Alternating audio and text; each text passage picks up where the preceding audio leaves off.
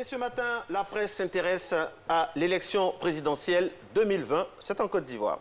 Et oui, une élection, eh bien, c'est un homme face au peuple, mais c'est aussi le bon fonctionnement des institutions. Notre voix rapporte que la Cour africaine des droits de l'homme et des peuples a fait injonction à la Côte d'Ivoire de réformer la commission électorale ivoirienne suite à la plainte d'une ONG locale.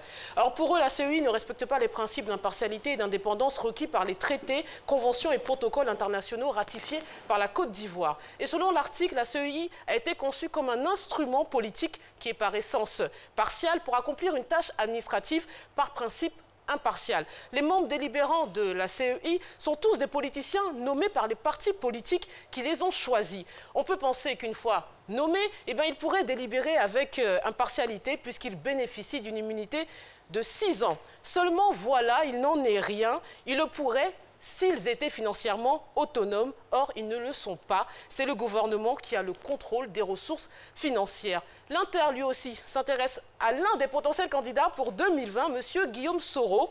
Samedi, devant 250 jeunes ici de toutes les régions et couches sociales, le président de l'Assemblée nationale a abordé plusieurs sujets d'actualité, dont ses ambitions présidentielles pour 2020, la réconciliation nationale et l'injustice. Parlant de la présidentielle de 2020, le député de Ferké, eh bien, souhaite un jeu électoral ouvert dans lequel tous ceux qui le souhaitent peuvent être candidats. Je le cite, « Ma conviction propre est que celui qui veut être candidat en 2020, qu'il le soit, c'est la démocratie et le peuple choisira librement ». Mais pour que Soro soit candidat, eh bien, il faut que M. Alassane Ouattara ne le soit pas.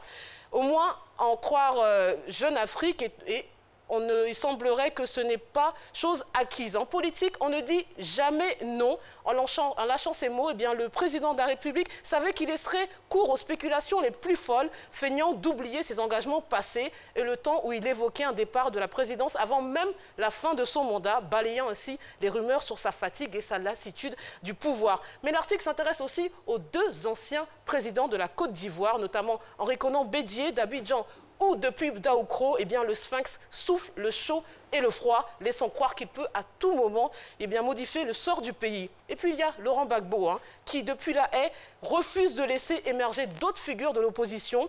Tous 3, finalement, règnent sans partage sur leur parti et décident de l'avenir de la Côte d'Ivoire. Je crois qu'on va s'arrêter là? Non, pas du tout, on y va. On y va. Courrier international propose un tour du monde en images. C'est parti. C'était le 1er décembre en Inde, lors de la journée mondiale de lutte contre le sida. Cet étudiant a peint « Répandez l'amour, pas le sida » sur son visage et dit « non au sida » sur sa main. En 2017, une personne est infectée par le VIH toutes les 17 secondes dans le monde.